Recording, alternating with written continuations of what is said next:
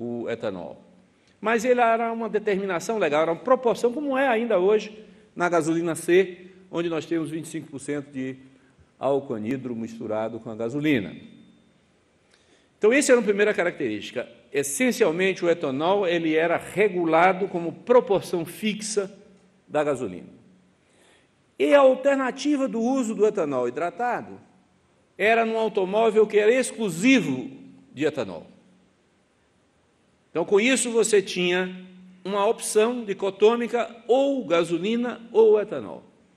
De tal maneira que você, tendo uma política de incentivos para o uso do automóvel de álcool, ou reduzindo o seu preço, ou viabilizando subsídios de alguma maneira para o etanol, você promovia uma demanda para isso. Essas duas características não são as características da expansão atual do etanol brasileiro. O etanol brasileiro hoje cresce, ao nosso ver, cresce principalmente por uma decisão do consumidor. A existência do carro flex-fuel no Brasil muda radicalmente o comportamento do mercado de combustíveis no país. Muda esse mercado radicalmente porque coloca nas mãos do motorista, que vai, em português ainda, para o que se chama de posto de gasolina, mas não deveria ser mais posto de gasolina, deveria ser posto de etanol, tá certo? E ele vai aos postos de gasolina e tem a escolha entre a proporção que ele quiser, ou ela quiser, de etanol e de gasolina.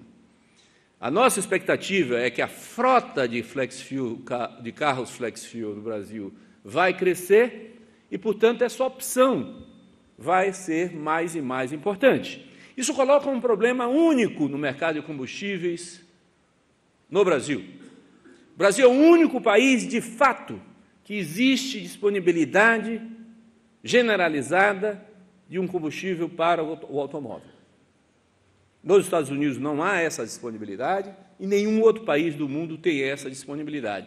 Isso faz com que, portanto, que a precificação do etanol tenda, no longo prazo, não vai ser isso no todo dia, mas no longo prazo tenda a acompanhar a eficiência energética relativa do combustível etanol e gasolina, que é entre 60% e 70% em termos de capacidade de movimentar um automóvel por litro dos dois combustíveis. Esse gráfico tenta mostrar a nossa perspectiva sobre o que vai ser o mercado futuro de gasolina. A gasolina está nessa área azul clara do gráfico. Como os senhores podem ver, nós estamos prevendo a gasolina apenas com 17% do mercado em 2020. A grande parte do mercado será essa faixa verde clara, que representa a frota, a demanda de combustíveis para a frota flex-fuel. Portanto, do ponto de vista do produtor de gasolina no Brasil, não adianta aumentar a produção de gasolina. E é por isso que nós, nas nossas novas refinarias, não vamos produzir gasolina. Nós só vamos produzir diesel, GLP, querosene de aviação e produtos destilados médios. Não adianta produzir gasolina no Brasil. Nós não vamos concorrer com etanol. Nós vamos produzir etanol. Vamos aumentar nossa produção de etanol.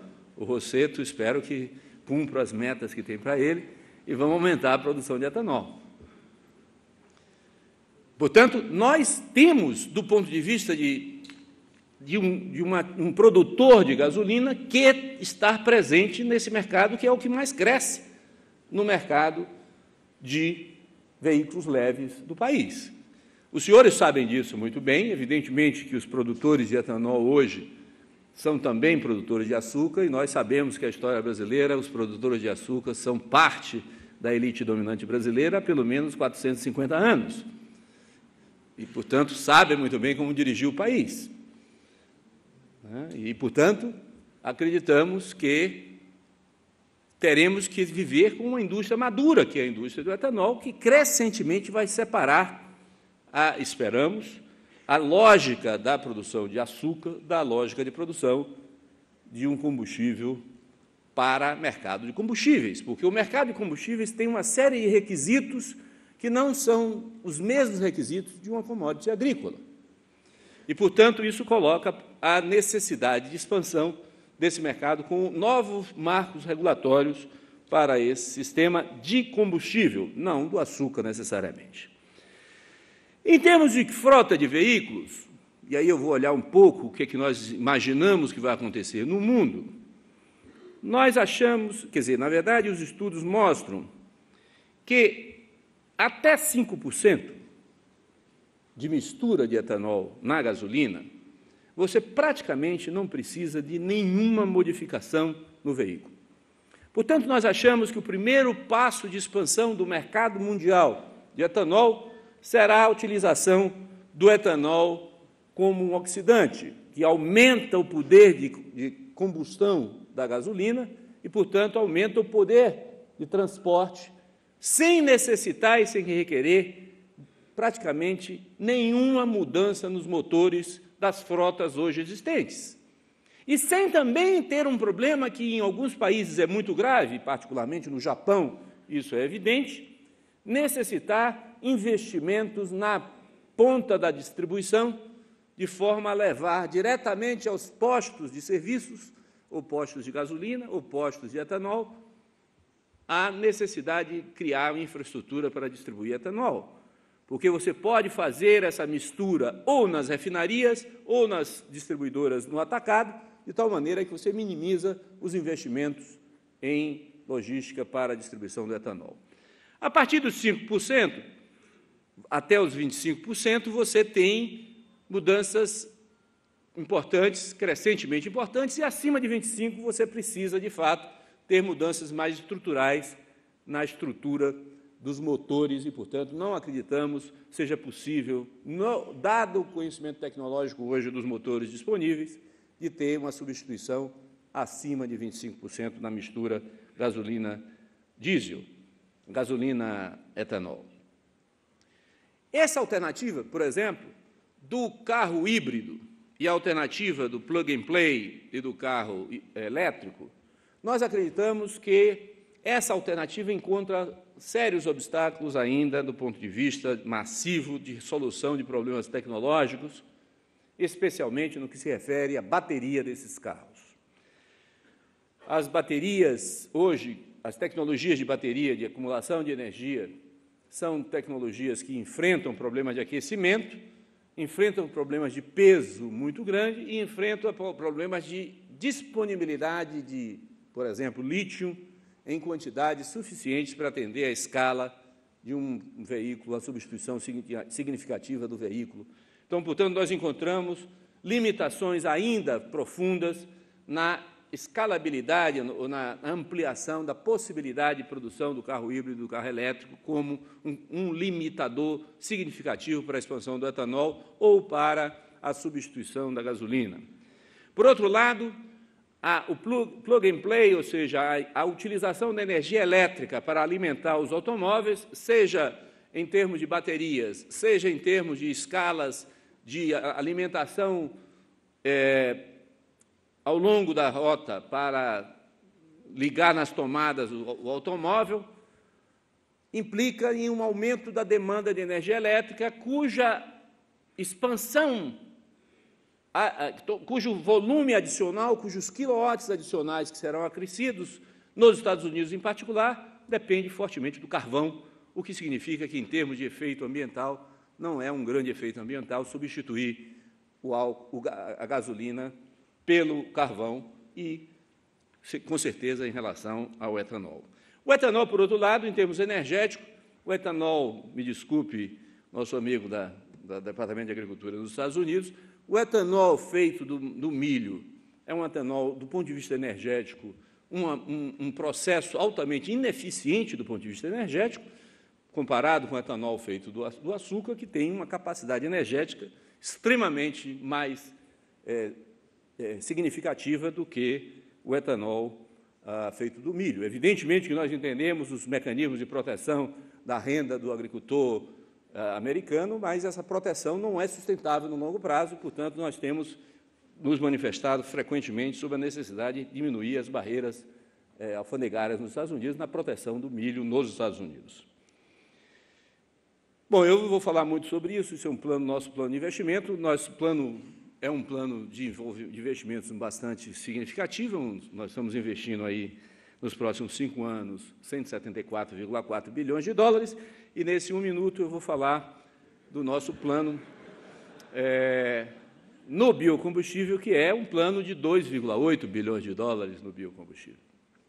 Então, 2,8 bilhões de dólares é uma parcela pequena do nosso plano, um pouco menos de 2%, mas ela é, no setor de biocombustíveis, um plano de investimento. Acredito que o Rosseto deve ter detalhado um pouco mais, e o Alberto também. É um plano de investimento bastante robusto no setor.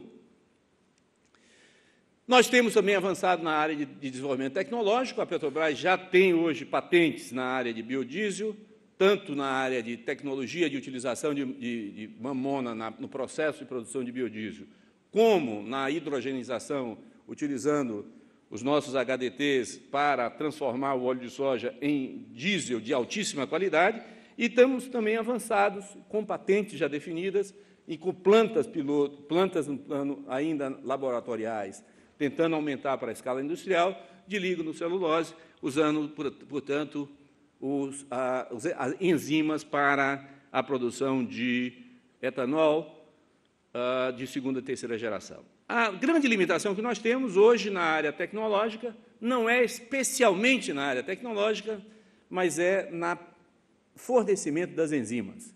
Uma das fontes importantes das enzimas que quebram a molécula de celulose, que é uma molécula na natureza muito rígida, é uma enzima que é, na natureza, encontrada no intestino dos cupins.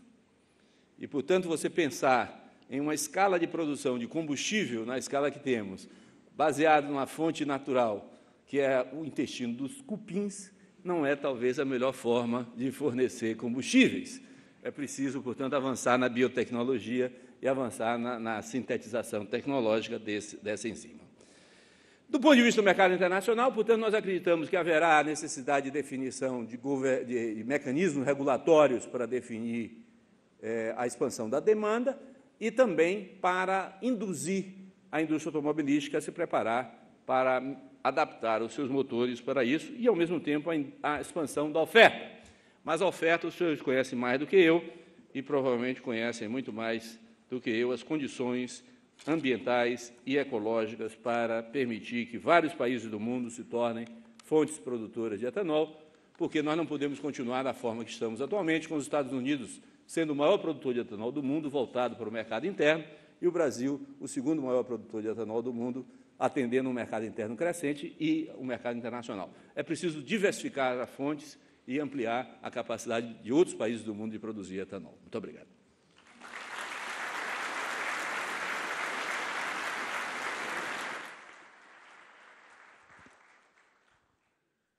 Obrigado, presidente Gabrielli. William Vac, por favor, que devolver a palavra para você coordenar agora os debates com a plateia.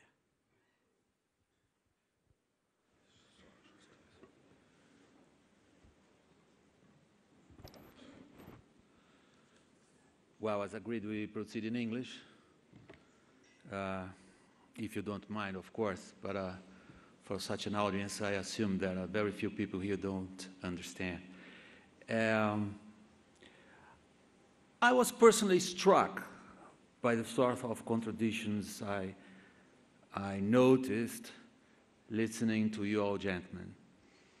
And I remember reading a short while ago, I think a couple of weeks, one of those very ironic editorials from The Economist, saying, in regard to the protectionism wave which followed the global financial and economic crisis, the fact that many countries, governments, and individuals were pledging, quite as acts of faith, their belief in